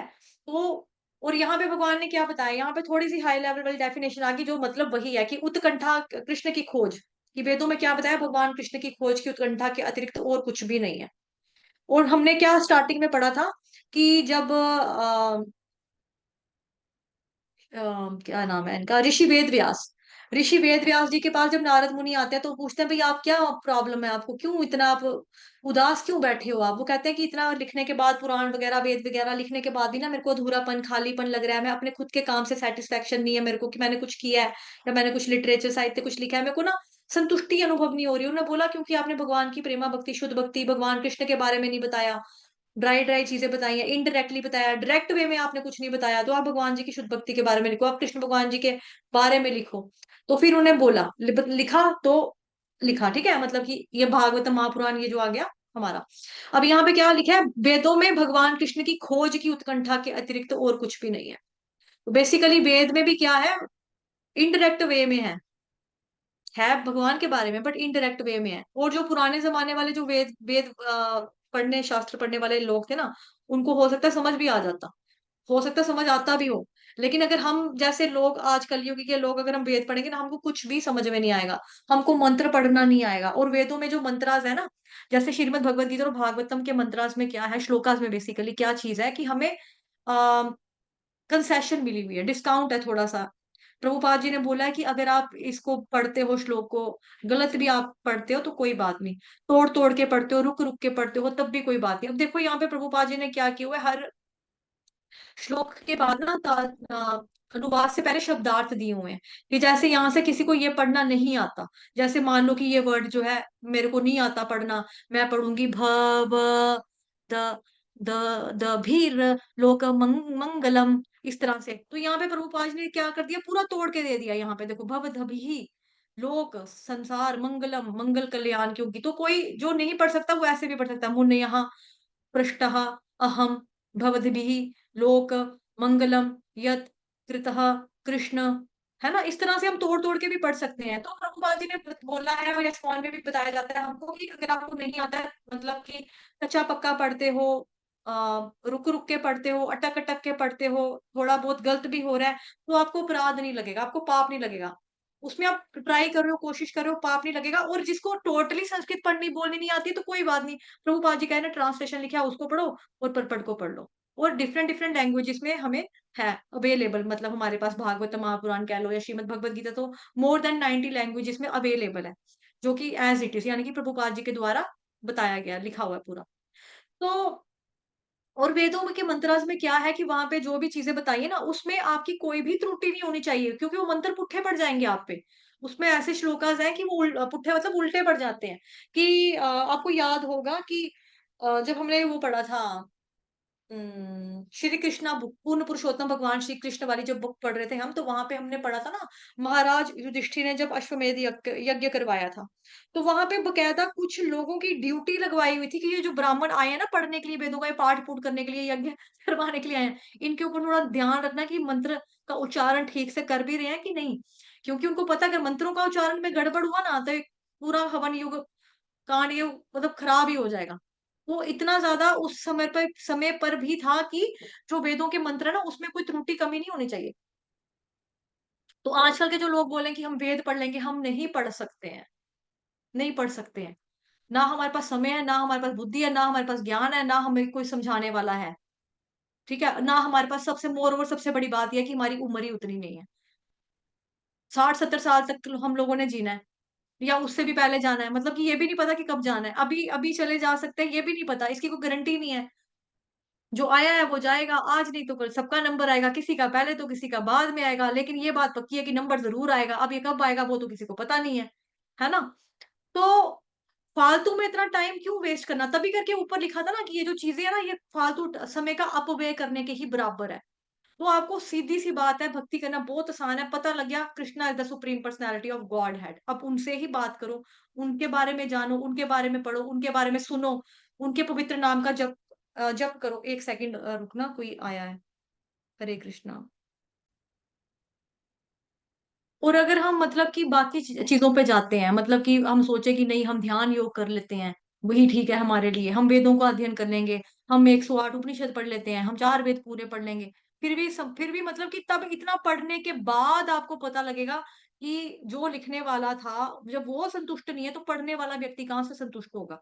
अगर एक टीचर है, टीचर अगर क्लास में पढ़ा रहा है, अगर उसको लगता है कि नहीं यार आज मैंने अपना 100% नहीं दिया, मैं संतुष्ट नहीं हूँ कि मतलब आज मैंने बच्चों को अच्छे से पढ़ाया, टीचर अगर सेटिस्फाइड नहीं है तो बच्चे कहाँ से संतुष्ट हो जाएंगे? जैसे मैंने आते ही बोला कि मुझे अपनी आवाज में कमी लग रही है, कि दम नहीं है मेरी आवाज में, जैसे कल था परसों था, आज वो नहीं है, क्योंकि मैंने क्लासेस ली हैं बहुत सारी, तो मेरे में ताकत कम लग रही है, मेरे को अपनी आवाज थोड़ी सी अजीब सी लग रही है, और मुझे लग रहा है कि मैं अंदर से दम लगा लगा कर बोलने की ट्राई कर रही हूँ इस वे में। तो जब मैं अपने काम से खुश नहीं हूँ, तो जो सुनने वाले श्रोता होंगे वो कहाँ से होंगे कि हाँ अच्छा लग रहा है? नहीं लगेगा। तो ऐसे ही फिर उनको पता लगेगा नहीं यार भगवान तो कृष्ण है, तो फिर इतनी देर में अगर उनकी डेथ होगी तो फिर हुआ ना वापस जन्म, फिर वापस जन्म लेना पड़ेगा, और क्या पता कि एक ही लेना पड़ेगा, क्या पता कितने लेने पड़ेंगे। फिर वेदों के सारे पढ़ पढ़ के धीरे धीरे जाना है कि देखो दो तरीके हैं। जो भक्ति वाला प्रोसेस है ना, वो है आपका प्रोसेस, जैसे देखो जैसे किसी एक बिल्डिंग है, एक बिल्डिंग के ऊपर है 10th वाला फ्लोर पे किसी का, क्या बोलेंगे, फ्लैट है, ठीक है? तो उसके पास दो तरीके हैं जाने के। एक तो वो सीढ़ी से जाएगा, पौड़ी पौड़ी चढ़दा जा, जय माता दी करदा जा, पौड़ी पौड़ी चढ़दा जा, जय माता दी करदा जा। तो अन्य योग जो है ना वो उसी तरह से है, पौड़ी पौड़ी वाले, मतलब सीढ़ी सीढ़ी से धीरे धीरे करके जाओ, स्टेप स्टेप स्टेप स्टेप करके चलते चलो, स्टेप वाइज, कदम बढ़ाए चलना, डर कदम बढ़ाए चल, एक एक करके चलो। दूसरा तरीका है कि आपकी उसी बिल्डिंग में अगर लिफ्ट लगी है, आपने लिफ्ट का बटन प्रेस किया, लिफ्ट के अंदर चढ़े, उसके बाद अपने जब फ्लोर आया उसको दबाया, बाहर निकल गए। तो तरीका आसान कौन सा हुआ? अक्लमंदी किसमें की? सीढ़ियां चढ़ चढ़ के अपने गोडे थकाने में अक्लमंदी है, मतलब घुटने थकाने में अक्लमंदी है, या फिर सीधा लिफ्ट में जाके जाने वाली एक अक्लमंदी है? लिफ्ट वाला सही रास्ता है ना? तो भक्ति योगी जो बेसिकली भक्ति योग जो प्रोसेस है, वो लिफ्ट वाला प्रोसेस है। अन्य जो योग वाला प्रोसेस है, वो भी भगवान की ही पूजा करते हैं, ध्यान लगाने वाले भी ध्यान भगवान का ही लगाते हैं, लेकिन वो परमात्मा रूप का लगाते हैं। ठीक है? या फिर कहीं जो देखते हैं अष्टांग योगी, वो अपने आप को कष्ट देना, मतलब सिंकोड़ लेना। और मैंने एक लेक्चर में हिज ग्रेस मधुसूदन दास जी के प्रभु जी से सुना था कि आज भी ना एक जगह है, उसका नाम है वो मध्य प्रदेश वाली साइड पे, अ, नागपुर छिंदवाड़ा, नागपुर छिंदवाड़ा मध्य प्रदेश एरिया ना जो, वहां पर क्या है, कुछ साधु संत जो अष्टांग योग करते हैं ना इस तरह का, तो वो क्या करते हैं, उनको जब लगता है ना कि अब हमारे प्राण निकालने का टाइम आ रहा है, मतलब अब हमें जाना है, तो वो लोग क्या करते हैं, पहाड़ी के ऊपर चढ़ जाते हैं, और ऐसी पहाड़ी चुनते हैं कि जहां पे उनको पता है कि नीचे अगर हम मरेंगे ना, नीचे हम जाएंगे, तो वहां पे नीचे चट्टाने टाइप मोटे मोटे पत्थर चट्टान होती हैं। तो वहां पर वो क्या करते हैं, मतलब लाइक पहले तो तपस्या करते हैं करते हैं करते हैं, उसके बाद उल्टे होकर मतलब सिर के बल के ऊपर जाके वो नीचे चट्टान के ऊपर उनका सिर जाके ठा करके फटता है, तो उनके जो प्राण होते हैं, लाइक जो आत्मा है बेसिकली, वो सिर से निकलती है। तो ये तरीका एक तरह का, जब देखो क्या पता मरना था नहीं मरना था, एक तरह का सुसाइड ही हो गया ना, ह्यूमन बॉम्ब की तरह ही काम कर रहे हैं ना, देखा जाएगी अपने आप को मारना, अपने आप को मारना मतलब ह्यूमन बॉम्ब तो नहीं कहेंगे, सॉरी, क्योंकि ह्यूमन बॉम्ब का मतलब होता है जो अपने साथ साथ हम तो डूबेंगे, तुमको भी ले डूबेंगे, मतलब बाकी भी मरेंगे उनके साथ। बट वो इस तरह से अपने आप पे अत्याचार करते हैं, जब तक जिंदा रहते हैं तब तक अपने आप को सुखाना। कोई सिर्फ दूध के ऊपर जिंदा रहेगा, कोई पत्ते पुत्ते खाकर जिंदा रहेगा, है ना। कोई एक टाइम की रोटी खाएगा, कोई अपने घर सब कुछ छोड़ छाड़ के जाएगा। उसके बाद जो प्रोसेस है योगा का, उसको फॉलो करना, जो कि कठिन प्रोसेस है, हम लोगों के लिए एप्लीकेबल नहीं है, कलयुग के प्राणियों के लिए तो टोटली नहीं है। तो बाकी सारे योगों की तरफ जाना अक्लमंदी है, या भक्ति योग ही करना हमारे लिए अक्लमंदी है? ऑब्वियसली भक्ति योग करना ही हमारे लिए सही है कलयुग में। तो हरे कृष्ण महामंत्र का जप करेंगे, भगवान जी को जो भी हमें प्रण लेना कि जो चीज हम खाएंगे, पहले भगवान जी को भोग लगाएंगे, ऑफर करेंगे, उसके बाद ही हम उसको प्रसाद रूप में पाएंगे, है ना। तो शास्त्रों का अध्ययन करेंगे, नहीं अध्ययन कर सकते तो सुन तो सकते हैं। कि कोई कोई होता है, कोई कोई बिल्कुल नहीं पढ़ा लिखा होता है, कोई कोई पढ़ नहीं सकता, किसी के पास बैठने का टाइम नहीं है, लाइक मतलब किसी की आई साइट वीक है। कोई ऑफिस से सोचता है कि अब मैंने ऑफिस में से छुट्टी हुई है, मैं मेट्रो में बैठा हूँ, मेट्रो पे जाते जाते मैं लेक्चर सुन लेता हूँ, कान में अपना आराम से हेडफोन लगाए, ईयरफोन लगाए। कोई टफ तो नहीं है ना ये प्रोसेस भक्ति करने का। अपनी चेतना को परिवर्तित कर रहे हो आप, कृष्ण कॉन्शियसनेस में ला रहे हो और धीरे धीरे बढ़ा रहे हो, कृष्ण भावना भावित हो रहे हो। ये जो तरीका है बिल्कुल भी टफ नहीं है, आसान है। बट हाँ, इसके साथ साथ हमको ये बात जरूर याद रखनी है, bhakti is easy but not cheap. सस्ती नहीं है कि आपको इतनी आसानी से मिल जाएगी, सस्ता कुछ भी नहीं है। ठीक है, सस्ता नहीं है यहाँ पे। बट आपको मेहनत करनी पड़ेगी, भगवान भी देखेंगे मेरा भक्त प्रयास कर रहा है, तो भगवान आप फिर भगवान जी की कृपा के अधिकारी बन जाएंगे। तो इस तरह से भक्ति योग का जो प्रोसेस है बहुत ही सरल प्रोसेस है। बाकी जो है, तभी भगवान श्रीमद भगवद गीता में कहते हैं सर्वधर्मान परित्यज्य माम एकम शरणम व्रज, अहम त्वाम सर्व पापेभ्यो, भगवान कहते हैं गीता में, है ना। चलिए। हम्म हम्म। सारा संसार प्रश्नों तथा उत्तरों से परिपूर्ण है। सारे पक्षी, पशु तथा मुन्य, शाश्वत मनुष्य शाश्वत प्रश्नों और उत्तरों में ही व्यस्त है। भोर होते ही सारे पक्षी अपने अपने नीड़ों में प्रश्नों और उत्तरों में लग जाते हैं, और सुबह शाम होते ही पक्षी वापस आकर पुनः प्रश्नोत्तर में व्यस्त हो जाते हैं। मनुष्य भी इसी, जब तक प्रगाढ़ निद्रा में नहीं सो जाता, प्रश्नोत्तर में व्यस्त होता है। मतलब कि छोटा सा एग्जाम्पल जो कि आमतौर पे घरों पे होता है, क्योंकि मैं एग्जाम्पल हमेशा वही देती हूँ जो हम देखते सुनते हैं। रात को जब सोने की बारी आती है, कल सुबह क्या खाएंगे, नाश्ते में क्या बनाएंगे कल, मतलब रात का, सुबह क्या खाना है उसका इंतजाम रात को पहले ही करके सोना पड़ेगा। दोपहर का भी क्या होगा, वो सुबह नाश्ते के तुरंत बाद ही हो जाएगा। रात को क्या पकेगा उसके बाद हो जाएगा। क्या कहाँ जाना है, कौन से कपड़े लगाने हैं, कौन से जूते लगाने हैं, उसके प्रश्न हो जाएंगे। आप बाजार जाओगे, आप ये लेकर आओगे, ये खाओगे, हम वहां जाएं, हम ये करें वो करें। मतलब कि ये तो हो गया भौतिक, मतलब अपनी इंद्र तृप्ति वाले प्रश्न। तो भौतिक दुनिया में इंसान तकरीबन ऐसे ही प्रश्न उत्तर करते हैं। चिड़िया भी जब घोंसले में आती है वो भी सोचती है, आज का दाना तो काफी हो गया, कल बारिश ना हो जाएगी, बारिश अगर चढ़ी तो फिर कैसे निकलूंगी, पर गिल्ले हो जाएंगे मेरे, खाना कहाँ से लेकर आऊंगी, बच्चों को चुगा दाना कहाँ से खिलाऊंगी। उनके भी चीजें होती हैं। हमें भगवान ने चिड़िया बनाया, देखो इंसान लोग कितने मजे से पक्के घरों में रहते हैं, हम देखो ना पेड़ों के ऊपर रहते हैं, कोई पेड़ आकर काट गया तो, किसी ने पेड़ को काट दिया तो हमारे, हाय मेरे अंडे मर जाएंगे, हाय मेरे अंडों के ऊपर कौवे की नजर पड़ी तो कौवे मेरे अंडे लेके चला जाएगा। इन लोगों को भी डर लगता है, इन लोगों को भी कितनी चीजें, इतने सवालात जवाब इन लोगों के मन में भी चलते रहते हैं, चलते रहते हैं। अगर आप बिजनेसमैन को देखो, बिजनेसमैन भी सोचता है यार फलाने ने, फलाना भी साथ में दुकान खोल के बैठ गया, ज्यादा अगर आप उसके पास गए तो मेरे दुकान की ठप ना हो जाए। कहीं जो ये टेंडर भरते हैं, जो ठेके ठुके ये जो भरते हैं कि टेंडर उसको मिलेगा मेरे को मिलेगा, उसने मेरे से ज्यादा कम पैसा भरा तो टेंडर उसको मिल गया तो। इस तरह से हर व्यक्ति जो है ना, मतलब कि चाहे किसी भी क्या बोलेंगे प्रोफेशन वाला क्यों ना हो, कोई एक्स वाई जेड प्रोफेशन वाला, टेंशन लगी रहती है। स्कूल के बच्चों को टेंशन लगी रहती है, मैंने सारा पढ़ लिया, मैंने चार चार बार रिवीजन कर ली, पेपर लिखने बैठा मेरे को नहीं आया तो, मैं फेल हो गया तो, मेरा पेन टूट गया तो, मेरे पेन की इंक खत्म होगी तो, मेरे पेन पेन टूट के इंक पूरी फैल गई मेरे क्वेश्चन पेपर आंसर शीट पे तो मैं फेल निकलूंगा, मैं फेल हो जाऊंगा। हर इंसान को हर जीव को ऐसी चीजें हैं।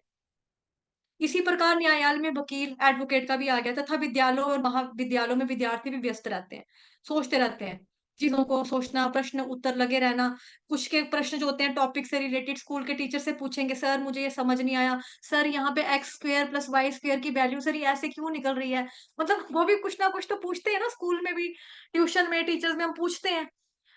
वकील वाले जो होते हैं वो भी पूछते हैं, वो भी सोचते हैं पता नहीं मैं केस जीतूंगा नहीं जीतूंगा, केस मेरे हित में आएगा नहीं आएगा, मैं हार जाऊंगा तो लोग कहेंगे ये सड़ा हुआ वकील है यार, इसके पास जो हो जाता है ये निकम्मा है, इसके पास तो कोई काम नहीं निकला।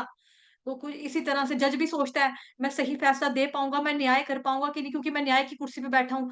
बट तब मतलब सारे व्यक्ति सोचते हैं और इसी तरह की कशमकश, रस्मकशी, प्रश्न उत्तर सही है, गलत है, सही है, गलत किया, सारे इसी में लगे रहते हैं। पॉलिटिशियन भी खड़ा तो हो गया हूँ इलेक्शन में, मेरी बेइज्जती ना हो जाए कहीं मेरे को वोट मिलेंगे कि नहीं मिलेंगे। अच्छा वोट मिल गए तो फिर मैं जीतूँगा कि नहीं, मतलब कि गद्दी मेरे को मिलेगी कि नहीं मिलेगी। कोई और तो नहीं बन जाएगा, बीजेपी पार्टी जीती तो उसमें तो और भी बड़े सारे जीते हैं, फलाना बन गया तो, ढमकाना बन गया तो, उनके भी यही चीज़ें होती हैं।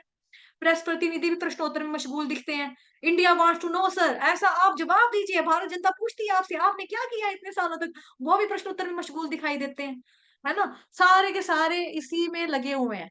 यद्यपि ये लोग जीवन भर ऐसे प्रश्न और उत्तर करते रहते हैं, किंतु रंच मात्र भी तुष्ट नहीं होते। एक सवाल होता है तो एक सवाल जनता की तरफ से सर और है, एक सवाल आखिरी। आपको छोड़ने का मन तो नहीं कर रहा क्योंकि सवाल बहुत सारे हैं, लेकिन समय को ध्यान में नज़र रखते हुए अब हमें अपना शो बंद करना पड़ेगा।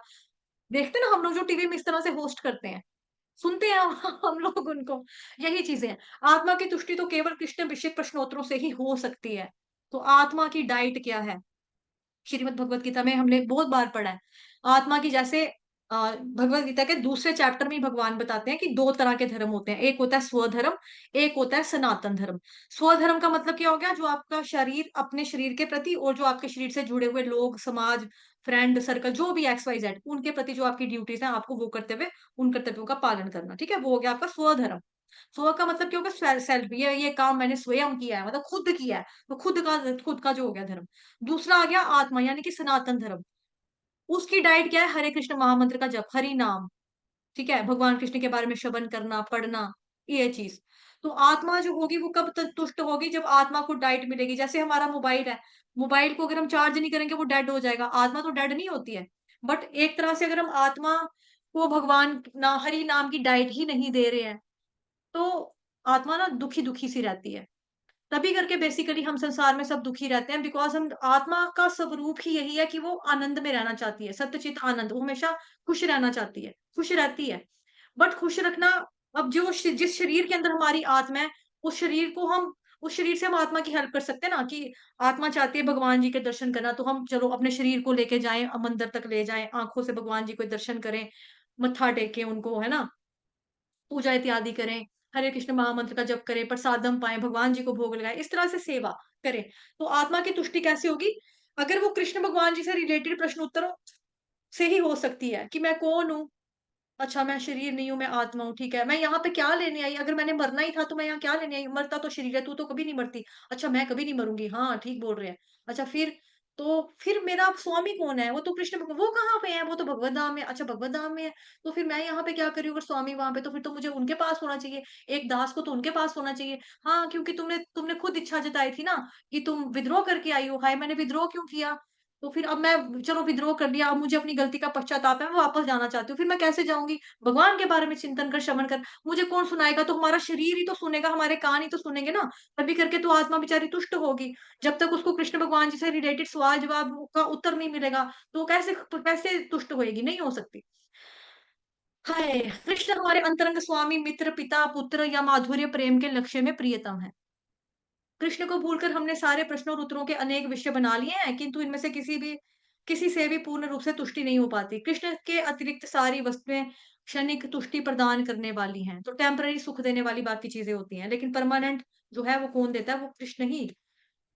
अतः हम यदि पूर्ण तुष्टि चाहते हैं, तो हमें कृष्ण विषयक प्रश्नों का तथा उत्तरों को ग्रहण करना होगा। अब तभी करके देखो, सारे जो ये पूछ रहे हैं ऋषि मुनि, ये जन विश्व कल्याण के लिए पूछ रहे हैं। बिना प्रश्न किए उत्तर दिए हम क्षण भर भी जीवित नहीं रह सकते। है ना? छोटी-छोटी चीज़ों से भी हम घर में भी कितने सवाल पूछते हैं। आते हैं, पहले बच्चे स्कूल से आते हैं, जैसे ही आते हैं बस्ता छोड़ेंगे, "मम्मा, पापा कहाँ हैं? पापा नहीं आए?" या अगर कोई और है, घर में भैया-भाभी हैं, तो उनको पूछेगा, "मम्मा कहाँ है? मम्मा नहीं है?" आते ही सवाल शुरू हो जाते हैं, "आज खाने में क्या बनाया है?" "मम्मा, आज मेरे कपड़े नहीं धोए अभी, मेरा ये आज मैंने स्कूल में ये ट्यूशन में ये पहन के जाना था। मेरी फीस दी है कि नहीं दी है?" कितने सवाल हम पूछते हैं। ये भौतिक प्रश्नों की बात हो रही है। उसी तरह से हमारी जो आत्मा है ना, उसके भी सवालात बहुत हैं, बहुत हैं। लेकिन उसको संतुष्टि कैसे होगी? जब वो कृष्ण के विषय में प्रश्न पूछेगा और जो कृष्ण के विषय में ही उत्तर देगा, तभी करके। उसके बिना हम जीवित भी नहीं रह सकते। चूँकि श्रीमद् भागवतम श्री कृष्ण विषयक प्रश्नों तथा उत्तरों को बताने वाला ग्रंथ है। श्रीमद् भागवतम में क्या है? कृष्ण के बारे में आप प्रश्न उत्तर जो भी हैं, जो भी आपके सवालात हैं, वो भागवतम पढ़ने से सारा का सारा क्लियर हो जाएगा। और हमने शुरुआत कहाँ से की है? फर्स्ट कैंटो से किया, जो कि श्री कृष्ण भगवान जी के चरण है। पहला और दूसरा कैंटो दोनों भगवान के चरण है। और हमें इस्कॉन में क्या बताया जाता है? प्रभुपाद जी ने जो हमें प्रिंसिपल दिया है, क्या दिया है कि पहले दास्य भावना रखनी। दास्य भाव कैसे? दास्य भाव का मतलब चरणों से आपको भगवान जी के दर्शन करना शुरू करना, और धीरे धीरे ऊपर की तरफ, मुख की तरफ आना है। सीधा सीधा फेस नहीं देखना, धीरे धीरे चरणों से शुरू करना। तो भागवतम पढ़ने का तरीका भी है, चरणों से शुरू करो। पहले first canto, second, third, fourth करते करते करते करते 12 तक पे जाओ, और फिर कंप्लीट करो। हम्म। अतएव हमें इस दिव्य ग्रंथ के साहित्य का पठन और श्रवण मात्र से ही परम तुष्टि हम प्राप्त कर सकते हैं। तो जो भी हमारे मन के सवालात हैं कृष्ण भगवान जी से रिलेटेड, जब हमें उसके उत्तर मिलेंगे, भागवतम महापुराण से मिलेंगे, जब हम उसको पढ़ेंगे, उसको सुनेंगे, तो फिर क्या होगा? परम तुष्टि हमें प्राप्त होगी। मनुष्य को चाहिए, अब यहाँ से हमको क्या चाहिए? श्रीमद् भागवतम को समझकर समस्त सामाजिक, राजनीतिक और धार्मिक विषयों से संबद्ध समस्याओं का हल खोज निकाले। श्रीमद् भागवतम तथा कृष्ण समस्त वस्तुओं वस्तुओं के सार हैं। अगला आप कल पढ़ेंगे श्लोक संख्या 6। तो भाव्य प्रभु जी, आप मेरे को व्हाट्सएप पे मैसेज करके बता देना कि कहाँ से कहाँ तक पढ़ा है। अभी कर देना, क्योंकि मैंने फिर रिकॉर्डिंग डालनी है। ठीक है? तो हर सभी लोगों को अनम्यूट कर रही हूँ। सभी लोग हरे एक साथ हरे कृष्ण मंत्र का जप करेंगे 3 बार। 1 2 3 start. Hare Hare Krishna Krishna Krishna Krishna Krishna Krishna Hare Hare Hare Hare Hare Hare Ram Ram Hare Hare Ram Ram Ram Ram Ram Hare Ram Hare Hare Hare Hare Hare Hare Krishna Hare Hare Krishna Krishna Hare Krishna Krishna Krishna Krishna Krishna Hare Hare Krishna Hare Hare Hare Hare Hare Hare Hare Hare Ram Ram Hare Ram Ram Ram Ram Ram Ram Ram Hare Ram Hare Hare Hare Hare Hare Hare Hare Hare Krishna Krishna Hare Hare Hare Krishna Krishna Krishna Krishna Krishna Krishna Hare Hare Krishna Hare Ram Hare Hare Hare Hare Ram Ram Hare Ram Ram Ram Ram Ram Ram Ram Hare Hare Hare Ram Hare Hare I know आज बहुत ज्यादा तेज था, बड़ी स्पीड थी, पर आप लोगों ने कैच कर पा रहे थे ना? आप लोग मतलब पता लग रहा था क्या बोल रही हूँ? जी जी मैम। जी माता जी जी माता जी, चलिए, थैंक यू माता जी, आज का काफी ध्यानपूर्वक जो चलिए ठीक है। तो स्पीड से थोड़ा सा आपको मतलब थोड़ा सा लगेगा स्पीड में, क्योंकि देखो फर्स्ट कैंटो ऐसे कंप्लीट नहीं होगा, काफी मोटा ग्रंथ है ये, है ना? तो हमें पढ़ना है, तभी पहला पढ़ेंगे, तभी दूसरे तीसरे चौथे पे आएंगे ना। तो पहला हम खत्म करेंगे, कोशिश यही है। देखो आज दो ये मैंने संकल्प नहीं लिया है अपने चतुर्मास में, मेरा ये संकल्प नहीं है कि मैं फर्स्ट कैंटो कंप्लीट करूं, बट कोशिश है मेरी। ठीक है? जो हमें आदेश मिला है कि हाँ फर्स्ट कैंटो कंप्लीट करो, जो मॉर्निंग में भागवतम महापुराण का जो कथा रूप है उसको कंप्लीट कर लो। बट ये मेरा संकल्प या प्रण नहीं है, मेरे संकल्प अलग से चल रहे हैं। तो बट कोशिश है, कोशिश यही रहेगी, अगर आप लोग भी साथ देंगे तो फिर थोड़ा सा स्पीड से पढ़ाएंगे, जल्दी जल्दी रीड करेंगे, ताकि हम अपना करेंगे पूरा, फिर अगला सेकंड भी शुरू करेंगे। ठीक है ना? चलिए, हरे कृष्ण, धन्यवाद आप हरे सभी भक्तों। कृष्ण माता जी एक प्रश्न था। आप 1 बजे भी क्लास लेते हैं क्या? हाँ माता जी, 1 बजे श्रीमद् भागवतम महापुराण कथा रूप चलता है ना। और अभी जो है ये कौन सा है? ये श्रीमद् भागवतम महापुराण का तात्पर्य और मतलब ट्रांसलेशन और तात्पर्य प्रभुपाद जी के द्वारा, वो स्टोरी टाइप में, इन द स्टोरी फॉर्म है वो, कथा रूप। 1 बजे माता 1 बजे भी जूम पे चलती है क्या? हाँ प्रभु जी, सेम लिंक के ऊपर, सेम टाइम के ऊपर, जूम के ऊपर। आप लोग वो चैनल पे आ जाओ ना, चैनल के ऊपर आता है और चैनल पे लिखा हुआ है सारा। अगर लिंक चैनल पे ना आए ना, अगर देखो मैंने लिंक नहीं डाला कि आज क्लास है या नहीं है, कुछ नहीं डाला, तो दैट मीन्स की क्लास है। अगर मैंने नहीं लेनी क्लास, वहां पे पक्का लिखा हुआ आएगा कि आज मैं व्यस्त हूँ, आज मैंने क्लास नहीं लेनी है। लेकिन अगर मैंने नहीं डाला तो क्लास तो होनी होनी है। सुबह 6:45 4 3:30 बजे मॉर्निंग में शुरू हो जाता है चैंटिंग सेशन। 3:30 से लेके 6:45 तक चैंटिंग सेशन होता है। उसके बाद 6:45 से लेके, डिपेंड करता है कौन सा श्लोक हम पढ़ रहे हैं, 7 बजे तक, 7:15 बजे तक वो क्लास चलती है भगवत गीता की। फिर शुरू होती है 1 बजे दोपहर को भागवतम कथा रूप की। फिर शुरू होती है 6 बजे शाम को ये वाली भागवतम लिंक से ही महापुराण की रहेगा, तात्पर्य वाली। लिंक अच्छा, सेम ही मतलब रहेगा ना? सुबह साढ़े तीन लिंक हाँ बजे दोपहर को 1 बजे और शाम को 6 बजे। हाँ, तो सुबह 3:30 बजे चैंटिंग सेशन शुरू हो जाता है, मतलब कि 4 बजे का टाइम रखा है, बट जो माता जी हैं वो लोग 3:30 बजे आ जाती हैं। दो चार जो माता जी हैं वो 3:30 बजे आ जाते हैं, जूम खोल देते हैं, तो होते हैं यहाँ पे बैठे हुए। वो भी ठीक है? जूम पे ही होता है? वो भी हाँ जी जूम पे ही प्रभु होता जी, है? यस प्रभु जी, जी प्रभु जी। ठीक है जी, हरे कृष्ण। हरे कृष्णा प्रभु जी, धन्यवाद। प्रणाम माता जी, माता जी वो लिंक प्रणाम। तो सेम आपको रहेगा ना? कृष्ण पुरुषोत्तम हाँ महाराज हाँ का कोड भेजना है क्या? कोड भेजना, डेली आता है प्रभुपाद जी की तरह। हाँ, वो भी कोट भी तो पढ़ाती हूँ मॉर्निंग में भगवत गीता की क्लास में। पहले हम प्रभुपाद जी का कोट ही पढ़ते हैं, उसके बाद हम भगवत गीता शुरू करते हैं। नहीं, गुरु महाराज का कोड भी आ रहा है ना आजकल डेली का। वो, हाँ, वो भी मेरे पास है, मैं पेजेस पर ग्रुप पे हूँ ना ऑलरेडी प्रभु जी। अच्छा अच्छा, ठीक जी ठीक। प्रभु जी, जी जी। वो फेसबुक पे भी किया हुआ ना मैंने। अच्छा जी, और ठीक मेरे है, पास हरे बुक कृष्ण। भी है, मेरे पास बुक भी है उनकी ना, वो जिससे कोट आते हैं, डेली कोट जो है ना, वो मेरे हिंदी पास बुक वाला। भी। हाँ प्रभु जी, मैंने हिंदी बुक में। भी ली हुई है वो। ठीक है, ठीक। जी प्रभु जी, धन्यवाद। हरे कृष्ण प्रभु जी, पंचांग प्रणाम।